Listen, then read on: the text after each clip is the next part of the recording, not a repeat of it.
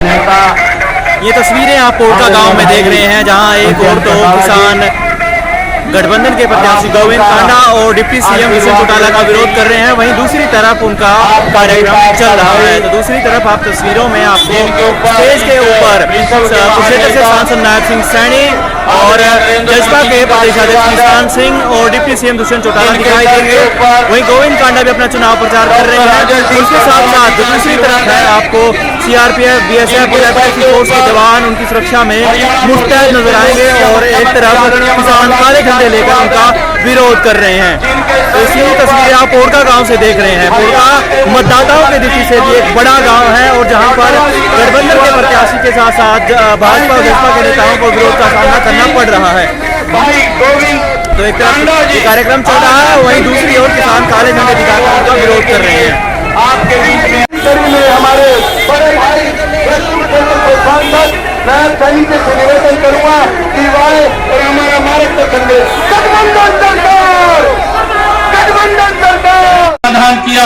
भाइयों 30 तारीख को आप लोग एक एक वोट कमल के फूल के सामने का बटन दबा करके भाई गोविंद जी को भारी बहुमत से जिता करके विधानसभा के अंदर भेजने का काम करें। 70 mm के सरिये को आज आप लोगों का अवसर मिला, क्योंकि आप लोगों ने तो उसको चुन करके विधानसभा में भेज दिया था। भाई गोविंद जी के पक्ष में संयुक्त तौर पर हमारा गठबंधन इस सीट को ऐतिहासिक मतों से जीतने का काम करे, उसका अनुरोध करने आया। पर साथियों,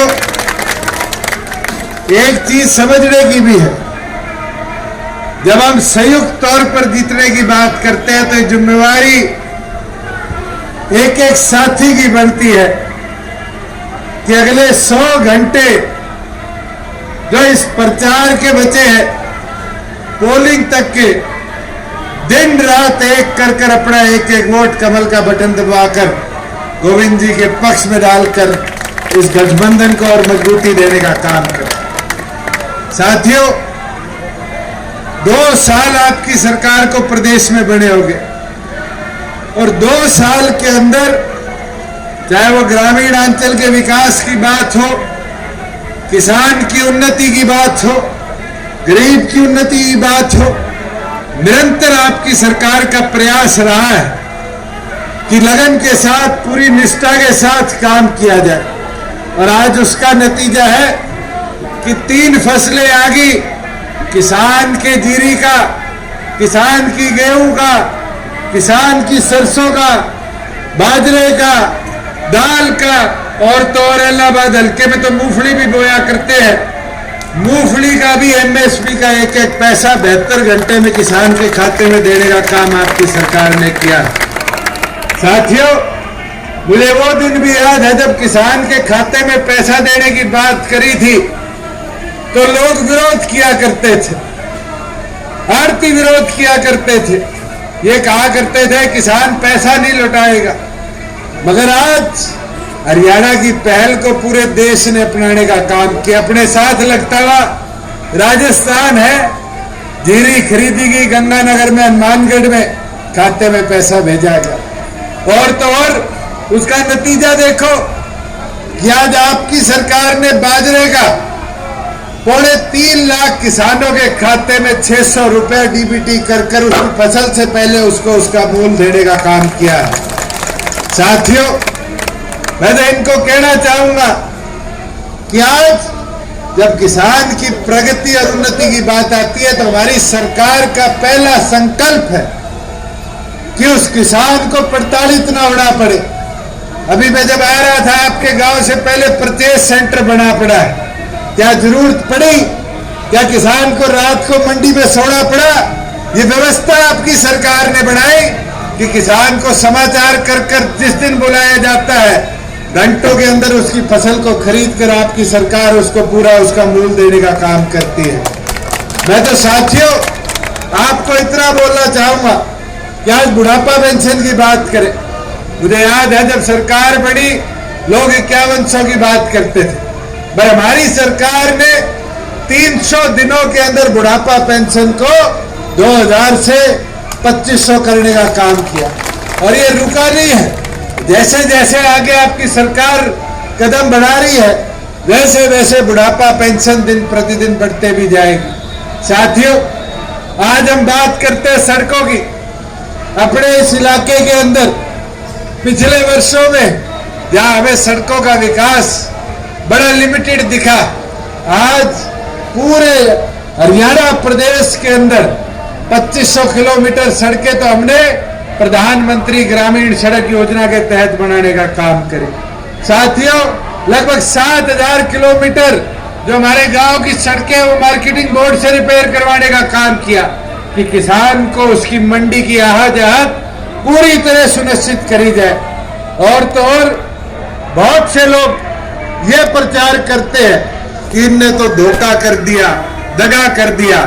मैं तो एक चीज पूछना चाहूंगा, इलाहाबाद की जनता ने 11,000 वोटों के साथ इंडियन नेशनल लोकदल का एक विधायक बनाकर भेजा था और उस उम्मीद के साथ बनाकर भेजा था कि भाई विधायक जाएगा, प्रचार करेगा, प्रचार कर कर हमारे विकास की बात करेगा।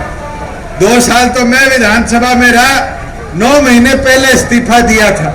कोई पूछने वाला हो, जब 5 साल के लिए आपको चुनकर भेजा, 1.25 साल में एक बार इलाहाबाद की बात नहीं करी और इस्तीफा देने के बाद कह दिया जब तक कानून वापिस नहीं होंगे मैं विधानसभा में नहीं जाऊंगा। अब दूसरा रूप सामने आ रहा है और रूप क्या है कि मुझे विधानसभा में भेजो। आगे छोरे कहने लग गए विधानसभा में भेज दोगे, कानून वापिस नहीं है, फिर इस्तीफा दे देंगे।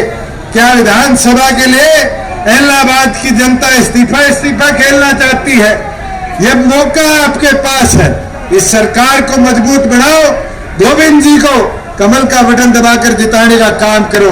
और यह विश्वास मैं दिलाता हूं, मेरी जिम्मेवारी है कि इलाहाबाद के विकास के लिए पूरी तौर पर मैं उतारे रहूंगा। मैं तो एक कहावत जरूर आपको बता सकता हूं। एक बार एक राजा ने प्रण लिया कि मैं सबसे मजबूत आदमी की अपनी छोरी ब्याहूंगा और फिर उसके बारे में पूरे देश भर में भ्रमण करना शुरू कर दिया। घुमा फिरा के एक राजा मिला और उस राजा के पास कहते थे 58 तोपें थी, 98 बंदूकें थी। राजा ने कहा ये तो तोप बंदूकों वाला आदमी है, छोरी दे दो। ब्याह करा दिया। राजा जंगल में शिकार करने चला गया। 1 महीने तक शिकार करता रहा। 1 महीने बाद वापिस आया, आकर देखा रियासत तो खंडर हो चुकी थी। तो वहां पर आके पूछा कि क्या बात हुई, राजकुमारी के साथ जिसकी शादी हुई उस सेनापति ने प्रजा को संभालने का काम क्यों नहीं किया? तो साथियों, आगे से वजीरों ने क्या बोला, कहता महाराज एक चीज तो समझ आया, कोई इसको समझाने का काम करे, इसको वो समझ आता नहीं। तो साथियों, आज के दिन इनेलो की हालत तो यही करी। चौटाला साहब तो जब 2013 में जेल में गए तो पूरा राजपाट सौंप कर गए और ये सोच कर गए कि हमारे पीछे से पार्टी संगठन का विस्तार होगा। मगर कई पुराने साथी हैं यहाँ जिनने वो पीड़ा देखी है कि 7 साल के अंदर किस प्रकार से संगठन को तोड़ा गया। और बाद में जब साथी आए तो पहले मेरे को, फिर निशांत सिंह जी को, फिर लितानी जी को, फिर सरबजीत जी को, डॉक्टर साहब को, सबको पार्टी से निकालने का काम किया। मगर साथियों, ये चुनाव चौटाला साहब को बता सकता है कि जो सेनापति को चौटाला साहब ने चुनने का काम किया था वो तोप तलवारों वाला तो हो सकता है मगर प्रजा की चिंता करने वाला नहीं हो सकता।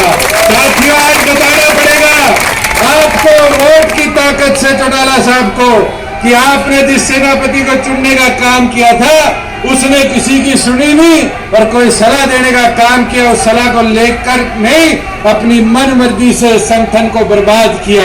मैं तो आपको एक चीज जरूर बताना चाहूंगा कि हमने दिन रात 2 साल में इस प्रदेश की उन्नति और विकास के लिए काम किया है और हमारा प्रयास रहा है कि ग्रामीण अंचल और सशक्त हो और मजबूत हो।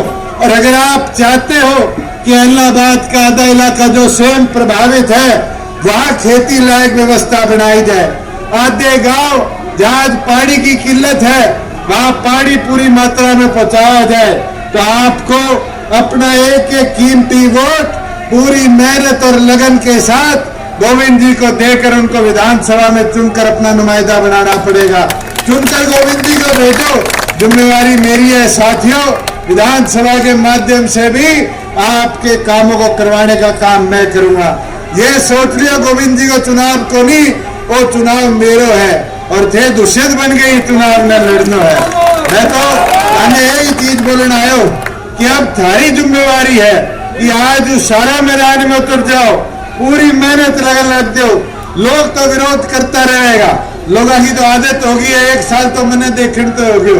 क्या बात है, कानून वापस कर लो। कौन सा है? बेरो को नहीं। कानून में है कौन? बेरो को नहीं। के चलेगा? बेरो को नहीं। ये बारी एक चीज बताओ थाने, मेरे कहने बारी बारी नायब जी को फोन आयो कि जी मंडिया में जीरी यूपी वाली खोल दो, पंजाब वाली खोल दो। नए कानून में तो मंडिया खुलेगी, मगर खुद पंगा लेके पुराना कानून लागू रख दियो और पुराने कानून मंडिया में आवाजाही बंद होगी। अपना आधा साथ लगता हुआ आड़ती आज के दिन मारा गया। साथियों आड़ती है पैसा इकट्ठा करके दिया, कहता घूमता कि वो तो कालो कानून मंडिया ने बंद लगा देगो। कोई एक साल में एक मंडी के तालों लागे हो तो बताओ। आज तो धरातों चाले मंडी को नहीं चाला है, पहला वो बेहतर चाला है और पहला वो अच्छी तरिया प्रोक्योरमेंट प्रदेश में हुआ है। मैं तो आज थाऊ एक ही रिक्वेस्ट करूं कि समझने की बात है, लोग कई अठे खराब माहौल करे, मगर माहौल खराब थे को नहीं होने देना। मजबूती है डट के थे लड़ाई लड़नी, बूथ संभालना और थे बूथ संभाल गया 30 तारीख ने, तो 2 तारीख ने गोविंद जी ने मैं विधानसभा के अंदर सदस्य वाला बात को देखा। कर दोगे को नहीं करो? कर देगा नहीं? मैं तो दोबारा तारू आई अपील करने आयो और एक चीज दोबारा बोल के जाऊं, गोविंद जी का चुनाव को नहीं, मेरा चुनाव है साथियों।